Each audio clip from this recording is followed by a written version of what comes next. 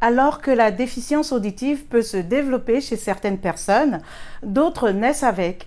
Pour en savoir davantage sur le sujet, je me suis entretenue avec le professeur Ambroise Wankam, professeur de génétique humaine à l'université de Cape Town en Afrique du Sud. Regardez.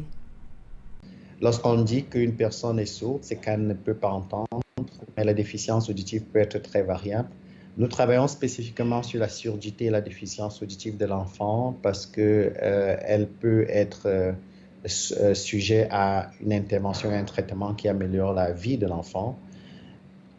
La raison pour laquelle nous focalisons sur la surdité d'origine génétique, c'est simplement parce que notre recherche dans son stade préliminaire avait trouvé que le gène qui explique 50% des enfants qui sont nés sourds d'origine européenne ou asiatique, qui s'appelle le gène de la connexine 26, explique 0% de la majorité des enfants qui sont nés sourds sur le continent africain.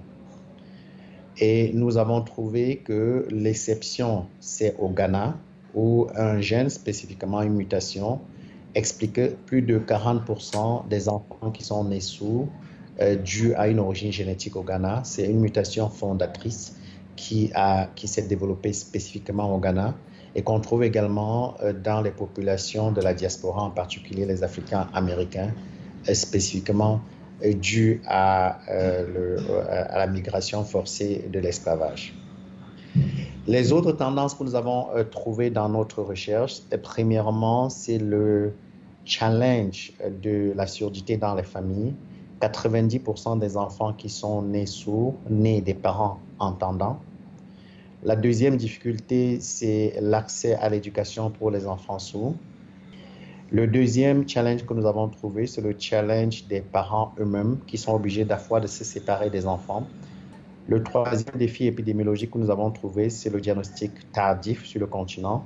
La majorité des enfants sont diagnostiqués après 3 ans et nous savons que l'explosion du langage a lieu autour de cette période-là. Il serait intéressant d'un point de vue médical d'agir beaucoup plus tôt que 3 ans par plusieurs moyens qui sont disponibles, par exemple les appareils auditifs externes ou alors une certaine opération qui permet de mettre un implant auditif à l'intérieur du cerveau, même si nous savons que cette opération n'était présente que par exemple en Afrique du Sud.